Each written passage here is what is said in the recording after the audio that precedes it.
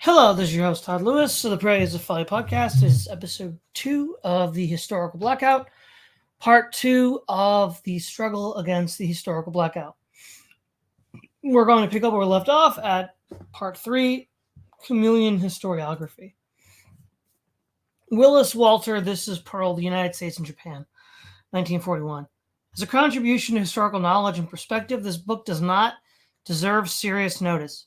In the reviewer's opinion, it does not faintly compare with George Morgenstern's book on Pearl Harbor from the standpoint of integrity of purpose, thoroughness of documentation, or logic and clarity of conclusions. But since it will probably be exploited by the mythmongers for years, the nature of the book should be clearly revealed. Here, this exposure must necessarily be brief and inadequate. For any thorough revelation and refutation of all of Mr. Millis's errors, evasions, and tricks of the trade would require as much space as the book itself. The reviewer has no desire to handle this review as an argumentum ad hominem, but Walter Millis is the sort of writer whose books on the moment can be properly appraised only against the background of his past literary products and shifting ideologies. In the 1930s, he stood forth as probably our leading popular debunker of recent American wars, and in this work he performed a most commendable task of public intellectual sanitation.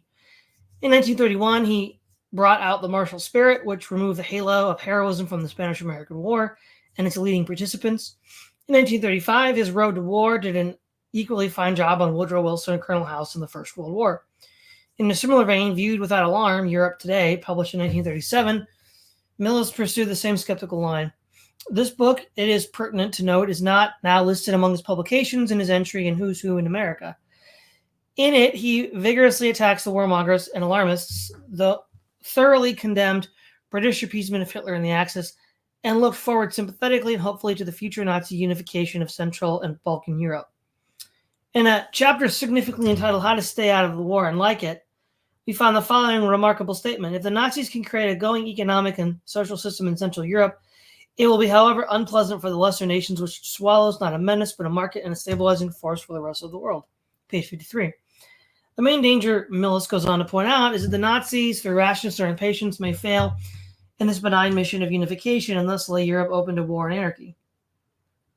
All this was written, it is instructive to recall, after Hitler had withdrawn Germany from the League of Nations, after he had set up his concentration camps and carried on his worst persecution of the Jews, after he had begun the sweeping rearmament of Germany, after he had defied the Treaty of Versailles, after he had occupied the Rhineland, and after he had started to intervene in the Spanish Civil War and put on his dress rehearsal for World War II. Indeed, Millis envisions in the commendable Nazi program of unifying Central and Eastern Europe the possible occupation of Czechoslovakia and Poland. Page 54. In other words, virtually everything which Hitler actually did down to and including the outbreak of war. Apparently, as the Nazis proceeded to follow up the program of unification and stabilization, praised and recommended by Millis, he became alarmed, and when the Nazis invaded Western Europe in the spring of 1940, Millis turned violently against them and became one of the most fervently demanding our armed intervention to stay the Nazi tide. The benevolent Nazi scheme of unification and stabilization as of 1937 then became the greatest menace to civilization since the days of Genghis Khan and Tamerlane. So in the same year, 1940, there appeared Millis's Why Europe Fights, interpreting the battle against the Axis as a struggle of pure and limpid idealism against stark brutality and barbarism. Millis continued his propaganda work during the war, culminating in his last phase, the Allied victory in Western Europe, 1946. In reviewing this book in the American Historical Review, January 1947, Professor J.D. Hill gave an excellent, succinct appraisal of Millis's career and achievement as a writer on world affairs.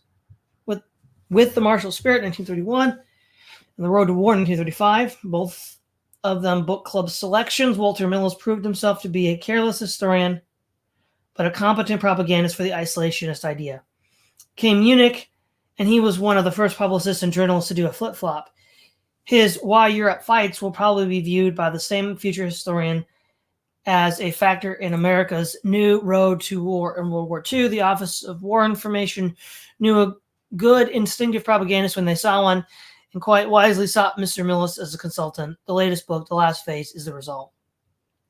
This is Pearl is conceived in the same spirit as that which motivated Why Europe Fights in the latest phase.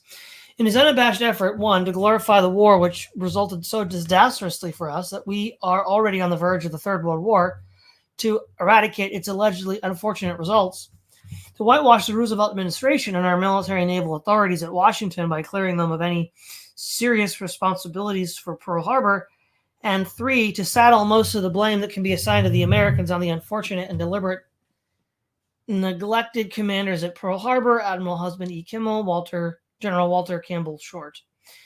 In executing his task of whitewashing, Mills resorts to every known device of evasion, propaganda, and smearing. The book would provide a Roman holiday for Clyde Miller and his technique of propaganda analysis. Japan is invariably portrayed as the sinister aggressor. There is no recognition of the material basis for Japanese expansion in Asia, of our dangerous position in front of communist Russia, of our past encroachment of Japan, or of the fact that we ever fought a Mexican War.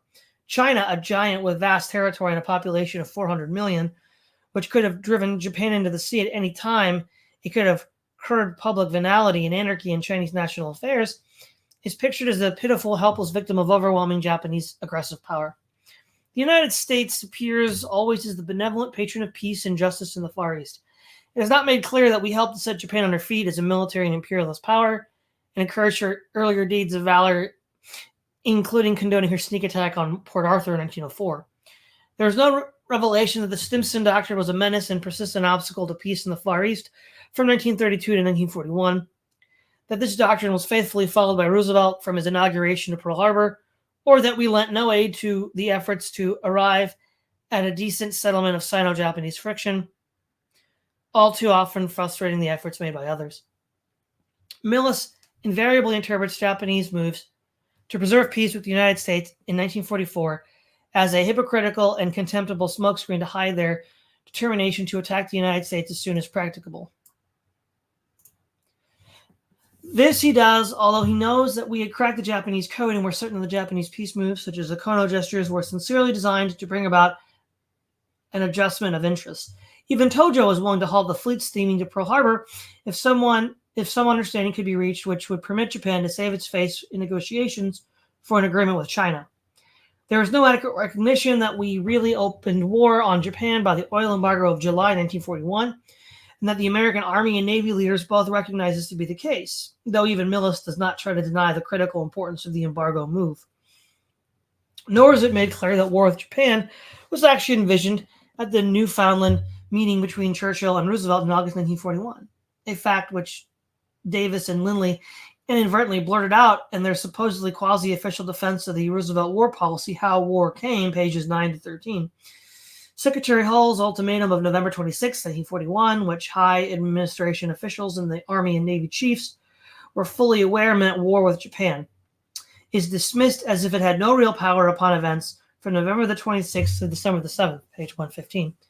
Millis smears the American opponents of war from 1939 to 1941 as traitors to American interests and safety, men of low mentality, anti-Semites, and pro-fascists, though it is doubtful whether any leading figure among the so-called isolationists ever went as far in praise of Hitler and his objectives as Millis did in 1937. Our interventionists, on the other hand, are warmly hailed as far-sighted patriots who wisely understood that only war could save us from a literal invasion by the Axis and the total destruction of the American way of life. It is interesting to note that in 1937, Millis wrote of British isolationism and appeasement. And it is an example, it seems to me, which the United States might well emulate. When Millis specifically comes to Pearl Harbor, he adds to this overall quasi-Persian light and darkness frame of reference the age-old cavalist technique of dust throwing and diverting the discussion to irrelevant and extraneous matters. When it becomes difficult for him to face the specific facts about Pearl Harbor, he distracts the reader's attention to public events all over the world. And when even these are not sufficient, to the more glamorous and exotic doings in the New York theaters and nightclubs. Though even Millis reveals that in February 1941, Roosevelt had and his entourage, Ambassador Grew, Secretaries Knox and Stimson, and the high Army and Navy officials recognized that if the Japanese ever should spring a surprise attack on the United States, it would probably take place at Pearl Harbor.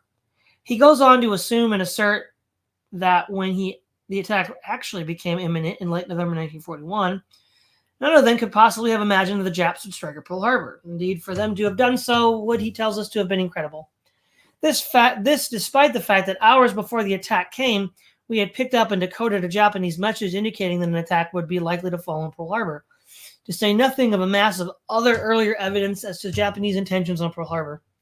Millis tells us nothing of the dastardly effort to compel officers to change their testimony relative to the crucial east wind rain message, which revealed the impending Japanese attack as early as December the 4th, or the deliberate attempt to destroy the evidence that such a message had ever been received.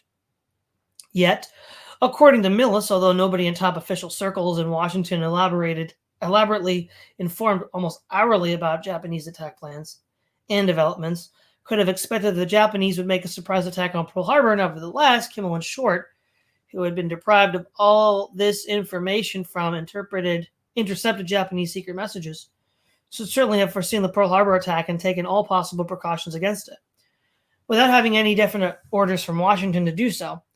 Short is portrayed as having fallen into his own trap, but the trap actually turns out to be the action which Washington suggests that he take at Pearl Harbor, and was implicitly approved by both Marshall and Stark. We would not learn from Millis that high military authorities in Washington knew at least 15 hours before the Japanese struck that war was immediately imminent, but failed to communicate with Kimmel and Short and even hushed up this information, as if afraid that it would leak out, arouse public excitement, and force action which might warn the Japanese and halt their attack. Though Kimmel and Short could and should have been warned in time to have saved Pearl Harbor from the complete disaster which it suffered, Millis holds that George Marshall's message to Short would have been too late anyway, when sent at noon on the 7th. He does not reveal that it could have been sent early in the morning of the 7th, long before dawn at Pearl Harbor.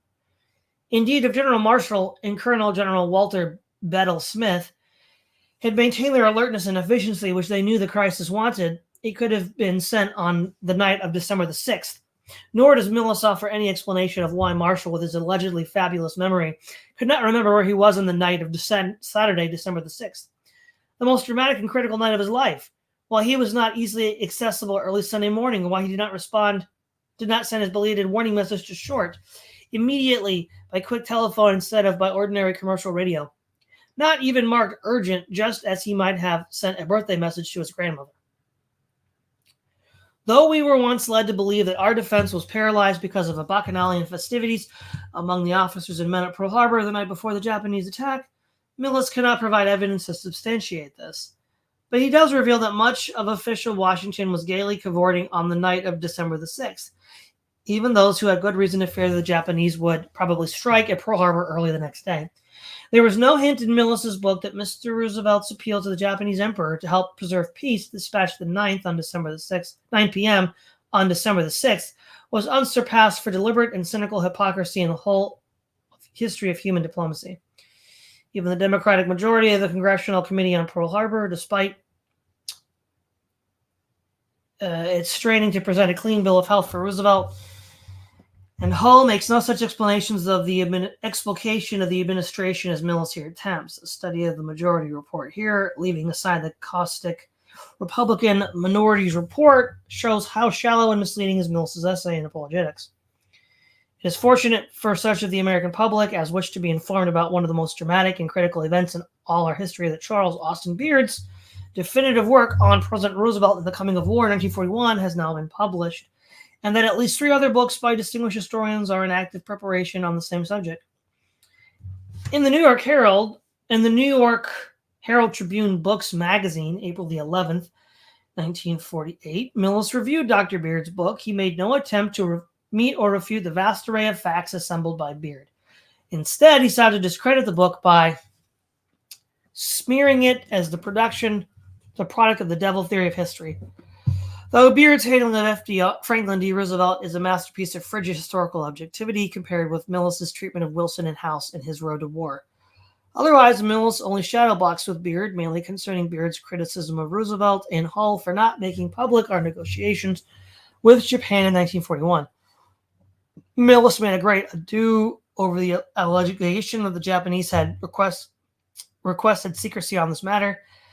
This is an admirable example of Millis's technique of dust throwing and distraction from the real point at issue. Here, what mattered was not whether the Japanese requested secrecy, but the undeniable fact that Roosevelt and Hall knew from the cracked Japanese code the Japanese peace efforts were sincere and reasonable, but nevertheless rebuffed them and provoked the Japanese attack on Pearl Harbor. There's no hint of this basic fact in Millis's review. Lewis Mumford's Iron Curtain.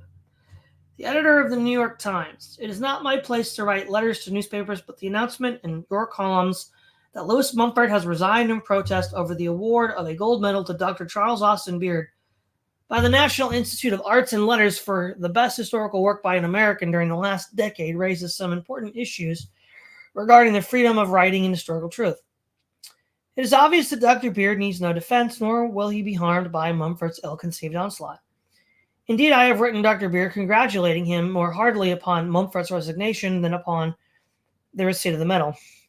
Nor do I have any unfriendly feeling for Lewis Mumford. Personally, quite the contrary. I first met him back in 1919 when he had just returned from the feat of Geddes and Brantford in England, and I was one of the younger founding fathers of the New School for Social Research. I have always admired his writings when he lifted himself to the fields in which he has highly professional competence: ecology, urban planning, the history of technology, and applied aesthetics. I am indebted to him for a fine chapter on Geddes and Brantford and the history of sociology, which I recently edited. I have only been irked by his pontifical, dogmatic, and intolerant pronouncements on American institutional history and international relations, fields in which he has not the slightest claim to more than superficial and amateurish knowledge. Mr. Mumford's presumption in assailing Dr. Beard for work in the realms of American history and world affairs reveals an interesting cleavage and contrast in his mental patterns. In ecology and urban planning, where Mr. Mumford is recognized world authority, he approaches the works and dicta of such matters as Geddes and Brantford with hushed reverence and worshipful obeisance. Yet, when he enters the arena of American history and world politics, where he is a naive tyro, he has no hesitation in damning audaciously the works of Beard, who is as great a master here as are Geddes and Brantford in urban planning and social ecology. There is much more reason for Mumford to approach the works of Beard with bated breath than those of Geddes. Any assertion by Mumford or anyone else that Dr. Beard is an isolationist is palpable nonsense. Few Americans have been associated more thoroughly with international thought and experiences. As a young man, Beard helped to found Ruskin College, Oxford. He has traveled with great prestige and influence as an elder statesman and official advisor from Tokyo to Belgrade. He has visited and has been held in high esteem in about as many foreign centers as Lewis Mumford has ever even read about. The worst that can be said about Dr. Beard is that he understands what a sound international attitude and policy can be warmly supported without descending to idiocy or treason or abandoning those American traditions upon which our strength and national prestige have been constructed. The Beard Basic History of the United States was written mainly to clarify and elucidate these traditions, and to expose the persons of historical facts embodied in such books as Walter Lippmann's U.S. Foreign Policy. Personally, I was amazed at the restraint shown by the Beards in this book, and the light of their provocation to polemics. There is much excitement here at present over the Iron Curtain and the blanketing of truth in Soviet Russia, which even liberal well-wishers of Russia must deplore. But it is even more important that we should battle against the erection of any Iron Curtain against truth here in the United States. And that is just what Mumford and his like wittingly or unwittingly are seeking to set up right here in our midst. As I see it, the main difference between Mumford and Hitler and Stalin is that the latter two have had the physical power to do what Mumford would like to do but cannot, as yet, namely to shut off the free play of ideas. Nevertheless, if we do not have concentration camps and barbed wire, we already have the Smearbund, the activities of which are well represented by Mumford's recent outburst. Any American historian or publicist who risks letting in ever so slight a ray of truth on the American or world scene today places in jeopardy not only his professional reputation, but even his livelihood as well. This is the strange outcome of a world crusade on behalf of the four freedoms. My only personal quarrel with Mr. Mumford is that he apparently does not have the courage of his emotions. In 1939, he wrote a book entitled Men Must Act, the perusal of which revealed that what he meant by acting was fighting. In other words, men must fight. Accordingly, one could have expected that when war broke out in 1939, Mumford would, if he could not be accepted for active combat duty, have at least insisted upon ambulance or Red Cross duty at the extreme front lines. Instead, he accepted a very safe and pleasant post as Professor of Humanities at Leland Stanford University, a point about as remote as possible from the European battlefields. There is no doubt in my mind that Mumford did more good for the human race at Stanford than he could have achieved operating a tank or a bomber, but his behavior failed to accord with his ideological program or his heated exhortations to fellow Americans. While we may not approach the ideas or behavior of warmongering renegade pacifists like Paul H. Douglas, we can at least admire their consistency in getting out on the battle line and exposing themselves to enough gunfire to give them a military record that would be a real political asset in post-war days. Goebbels are totalitarian liberals and the premiation of totalitarian ideas. It is said that Joseph Goebbels once boasted that even though the Nazis were overcome on the field of battle, they would conquer the victors in spirit. In other words, the conquerors of the Nazis would, in victory, take over the ideals and practices of the Nazis.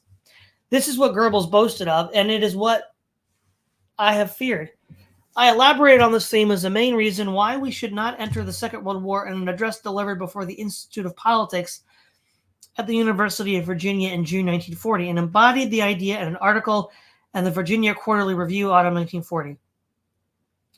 There is much evidence that Goebbels' ominous boast is proving all too true. Our so-called totalitarian liberals, who form the spearhead of the drive to involve this country in the Second World War, have espoused all too many of the totalitarian notions which we were mobilized to combat. We have just noted the totalitarian taint in the attitude of Louis Mumford toward freedom of thought and writing, but perhaps the best example of the way in which the totalitarian liberals have consciously or unconsciously espoused attitudes strikingly similar to those of the Nazis is afforded by Gideon C.'s review of Dr. Beard's President Roosevelt and the Coming of the War in 1940. In the New Leader in June 12, 1948, to which we have made reference earlier. In the first place, the attitude of Gideon C. towards President Roosevelt strikingly resembles the frame of mind that Goebbels manifested towards Hitler. In his recent published diary, namely that the Führer could do no wrong, even though deceiving his people and thwarting the will of the overwhelming majority of them. There is in the Gideon C.'s review a strong undercurrent of the same contempt of the intelligence of the masses which Goebbels frequently expressed. While any policy which a Führer adopts to save the dumb masses from themselves and their folly appears to be praiseworthy, Gideon C. smears the conduct of those who sought between 1937 and 1941 to preserve the American constitutional system and democratic practices as foul skullduggery. Nothing stands out more strongly in Gideon C.'s blast against Dr. Beard than his impatience with legislative restraints on the executive. The removal of such restraints is an invariable accompaniment of totalitarian practices. Despite the fact that Gideon C. has prospered exceptionally well personally under our constitutional system, he recurs frequently through his long review to such expressions of impatience with the American Constitution as the weakness of our domestic and constitutional position, the inadequacy of our constitutional principles governing the war power, our own constitutional weakness, and our obsolete constitutional provisions. It is evident even from the context that what Gideon C. means by our obsolete and outworn constitutional system is the limitations imposed by our Constitution upon the irresponsible use of power by the President in foreign relations. What Gideon C. wishes is a removal of the restraints upon the freedom of the President to do just as he desires without being hampered by the opposition of an implied stupid and patriotic Congress. In this matter, I do not have to rely on the context or upon reading between the lines, for I personally listened to Gideon C. as he elaborated this theme at great length and with much heat. To this proposal of complete executive irresponsibility in handling foreign affairs, Hitler would have cried bravo, and it was in the spirit that Goering burned down the Reichstag buildings. Believe as I do in the complete freedom of speech and writing, I have no objection to the holding or expression of such political opinions by Gideon C. But I do submit that such a political philosophy is strangely unsuitable and incongruous on the part of a person who throws his weight and influence around as promiscuously at Freedom House as does Gideon C. Freedom House, of which Gideon C. is currently the president, is supposed to be conspicuously devoted to combating all phases of Führer philosophy and practice. Gideon C.'s warm devotion to executive irresponsibility and absolutism was, of course, developed without any conscious imitation of Nazi philosophy, and may be a result of the fact, as Professor Carlton J. H. Hayes points out, political democracy made slower and more halting progress in the Netherlands than in any other country of Western Europe. Down to 1917, only a bare majority of the male population over 25 was privileged to vote or hold public office, and the sovereign still exercise the right of initiating and vetoing legislation. At any rate, it would not be inappropriate to remind Gideonsy that Holland, though occupied by the Nazi legions, bravely resisted the infiltration of the Nazi system, and that loyalty to the Dutch example, as well as to the American constitutional precedents, would demand a sweeping rejection of the whole Führer principle of irresponsible and unrestrained leadership, either in domestic affairs or in foreign relations. The fact that many of our totalitarian liberals are American-born shows that the genesis of their attitudes cannot be attributed in such instances to foreign influence and traditions. World wars inevitably breed totalitarian tendencies, and it is hard to shuffle them off in peacetime. As Professor George A. Lundberg cogently points out, our totalitarian liberals approve totalitarian ideals and practices when carrying out projects dear to their hearts, but are horrified when such ideals and practices are followed by other countries. They surround us with a mythical and paranoid view of the international relations, which can only lead to further war. Their ethical levity is well revealed by Sherwood's book on Roosevelt and Hopkins, in which Sherwood exultantly claims credit for the again and again and again lines in Roosevelt's Boston speech in 1940, though he was obviously in a position to know that we were already irrevocably committed to war. We're admittedly illegally in war, and we're making arrangements for the landing of American troops on foreign shores. The attitude of current intellectual America towards extreme lightheartedness in such matters, which were once taken with some seriousness, is well illustrated by the fact that Sherwood was elected to membership in the August American Academy of Arts and Letters in December 1941. If the constitutional impact of our entry into World War II means the surrender of the principles of Jefferson and an adoption of those of Hitler, the outcome will have been deplorable indeed. This brings us to the heart of the whole significance of revisionism in connection with the Second World War. It is not merely an executive exercise in intellectual integrity and public sanitation. It involves the exposure of policies and methods which threaten to undermine the American way of life, libertarianism, and possibility of building plenty and security on the basis of our impressive technological equipment of the mid-20th century. To this subject, we shall devote the remaining section of this brochure. The United States enters the 1984 pattern. Probably the most disastrous effect of our Second Crusade is the fact that the United States is slipping irrevocably into the pattern of economic life and political strategy portrayed by the late George Orwell in his ominously prophetic book, 1984. This book was lightly passed off by American journalists, editors, and reviewers alike as a satirical condemnation of Soviet Russia today, or of what Britain might become under a Labour government.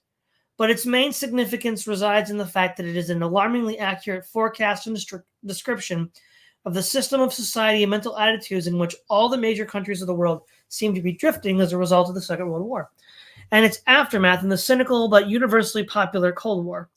For Americans, its importance lies in warning us to avoid such a calamity. It is not already too late, or if it is not already too late. The system described in 1984 rests upon the technique suggested by the words which Shakespeare put into the mouth of Henry IV, who advised his son to busy giddy minds with foreign quarrels, so that his subjects might be distracted from errors and mistakes at home, both past and present. This pattern in American political and economic strategy was set by President Roosevelt when he rehabilitated his sinking political fortunes after 1937 by turning to an aggressive foreign policy and war to assure a third and fourth term. The stages and devices by which his momentous transformation have been made were the abolition of neutrality, armament, interventionism, war, the Truman Doctrine, the Cold War, the bipartisan foreign policy, and Secretary Atchison's total diplomacy. The basic pattern of 1984, all else is identical, is to use perpetual and phony war to deprive the masses of the ever greater benefits of our advancing technology, lest the people have the prosperity, security, leisure, and education, which would enable them to do some constructive thinking and demand leadership compatible with the complex problems of our era. All the censorship, thought, policing, and terror mongering are incidental and designed solely to hold society inflexibly in this pattern of life and philosophy. It is obvious that we have already gone far along this line, and all trends suggest that we shall continue to pursue it. The three great warring groups of 1984, Oceania, Eurasia, and East Asia, have now taken shape. Our prosperity since 1940 has been based upon a war and quasi-war economy. As Norman Thomas well said, if the Lord should send the angel Gabriel to the world with the announcement that the deity has forbidden all further wars, we would at once enter the greatest depression of our history. Hot and cold wars have kept the Democrats in power since 1939, and have promised to do so indefinitely if a hot war breaks out, with even President Truman asking for only 6% of the federal budget for welfare purposes and getting only half of that, and requesting over 75% for wars past, present, and future, and getting nearly $1 billion more than he asks. For we have already taken great strides towards depriving the masses of the benefits of more profuse mechanical production. Point 4 imposes only a planetary limit on current and future operations rat hole. The hate campaign, so terrifyingly portrayed in 1984, is well underway, as is also the thought policing which Bernard DeVoto assailed in Harper's Magazine in October 1949. Two Supreme Court decisions in 1947 and 1950 destroyed the cornerstone of our basic civil liberties, that which guarantee our freedom from the search of our homes and offices without a search warrant. This was a right demanded by English pioneers of civil liberty in their battle against the Stuart tyranny in the 17th century, and by our colonial forefathers in their struggles for liberty on the eve of the American Revolution. It was supposed to be firmly secured by the Fourth Amendment. Its elimination opens the door to just the type of totalitarian snooping and invasion of privacy which prevailed in 1984. It is characteristic of our newer totalitarian liberalism that the 1950 decision was handed down by supposedly the most radical member of the court. The preceding pages of this brochure make it plain how difficult it is to get any material before the public which might check the trend towards the 1984 pattern of life, even though our ignorance is as yet caused by what Harold Ickes once called voluntary servitude. This means that in this respect we are worse off than those in 1984, where it was necessary to hire and intimidate servile bureaucrats to falsify history. In the United States today, many of our most eminent historians are effectively performing this function quite voluntarily, and mostly without expense to the government. We have thus far remained content to arrest and convict communists, for the socialists are now impotent, and there's little point in arresting Republicans so long as the Republican Party heartily supports the 1984 trends that keep the Democrats in power. Men like Arthur Vandenberg and John Foster Dulles are worth more politically to the Democrats than the whole Democratic National Committee. If we enter a depression and things tighten up, it may be a quite different story. The governing bureaucracy of 1984, as pictured by Orwell, is made up of just the groups who are now controlling American public policy: bureaucrats, scientists, technicians, trade union organizers, publicity experts, sociologists, teachers, journalists, and professional politicians whose origins lay in the salaried middle class and the upper grades of the working class, as compared with their opposite numbers in the past ages. They were less avaricious, less tempted by luxury, hungry for pure power, and above all, more conscious of what they were doing and more intent on crushing opposition.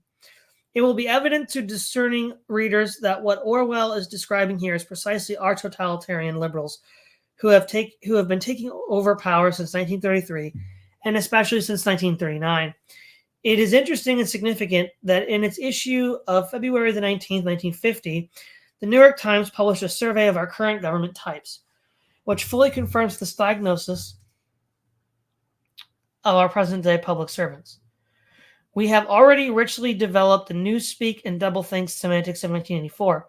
Witness such popular and virtually unassailable slogans as war, waste, and inflation spell prosperity. Double prices and we double the national income. National prosperity may be assured by giving away money and goods to be paid for by the American taxpayer. Our great national debt is a blessing in disguise because we owe it to ourselves. We are setting up a welfare state by spending 3% of the budget for welfare. Cold War is peace. The United Nations, split right down through the middle by the Cold War, is still united in the hope of the world. Peace-loving nations are the nations which made war between 1939 and 1945. Aiding the socialist nations of Europe under the Marshall Plan is a bold stroke to promote the enterprise abroad. Aiding the confirmed communist Tito promotes the American way of life abroad. Launching the atom bomb race is the surest way to peace. One could continue this list almost indefinitely, but above all, will be sufficient to drive home the point that our political opinion is now being overwhelmingly shaped by the semantic ruses so familiar to readers of 1984. Some who agree to all the facts just set forth will, nevertheless, raise their hands in horror and maintains stoutly that the Americans will never permit such a development to take place. The most cogent answer to this is that it has happened in basic essentials already, about more than a handful of Americans realizing it. The developments are all camouflaged behind a blanket of pseudo-libertarian newspeak. If the trend moves on rapidly and inexorable from 1950 to 1984, as it has from 1937 to 1950, we shall have achieved the 1984 pattern completely, with such variations and details as circumstances in American culture produce. Equally relevant is the question as to who will arise to expose the trends and make us retrace our steps before it is too late. The Democrats surely will not, for they are the immediate beneficiaries of the trend. Vandenberg, Dulles, Dewey, etc. all have made it impossible for the Republicans to do so. The business class will not, because they enjoy the false prosperity engendered with its lessening of competition and have concentrated upon a campaign against a fictitious Santa Claus, attacking the bogus 3% welfare state as a leap into socialism, and ignoring the fact that the cold and ultimately hot wars will bring drastic and rigorous socialism. Labor will not oppose, because it is also enjoying its cut in the temporary gravy produced by the Cold War government. The radicals are impotent, and most of the old-time pacifists are either dead or, like Edward Meade Earl, have gone over ardently into the interventionist and Cold War camp. As to who will be the American Big Brother is anybody's guess, but the writer's opinion is that the most likely candidate is Senator Paul H. Douglas. He is well cast for the role physically and in demeanor. He has ambition. The fact that he adroitly transformed himself from probably the most uncompromising professional pacifist in the United States in the late 1920s and early 1930s into surely one of the most vehement of our academic warmongers shows that he has the mental and moral flexibility, adaptability, and opportunism to enable him to operate a war department as the Department of Peace and the thought police, espionage, and torture chambers within a Department of Love. His lush commentary on the Roosevelt War period shows that he is admirably prepared semantically for the responsibilities of Big Brother, and will be able to administer his Department of Truth so as to interpret the new system as a movement in behalf of libertarianism, world peace, and social justice. But the writer is not insistent on any personal choice for the post. Other nominations are in order, and fit candidates can be produced now that the doublethink has become the basic strategy of political rhetoric. Some might think that the above picture is overdrawn, but in reality is an understatement. In 1984, the rulers have the good sense to keep the wars perpetually phony and with little fighting or destruction. The munitions which deprive the masses of prosperity are either allowed to rot or rust, or are secretly sunk in mid-ocean. We are all too likely to move into a hydrogen bomb hot war instead of an adroit, if cruel, harsh, and unnecessary phony war. This will produce conditions which will make 1984 a similar joint picnic of anarchists and pacifists with Roger Baldwin as the host. The ominous precision with which we are now duplicating the road to war in 1937 to 1941 is well illustrated by the fact that the Committee to Defend America by Aiding Anti-Communist China has just formed, shades of William White and his committee. It is appropriately headed by the treasurer of the National Casket Company. All right, everyone, that is the end of the struggle against the historical blackout. We have Record Deepness in the chat. Hello. And Alone in the Woods. Hello. All right, everyone. Next week will be more of the historical blackout from Harry Elmer Barnes. This is Todd Lewis, the Praise of Flight podcast, signing off.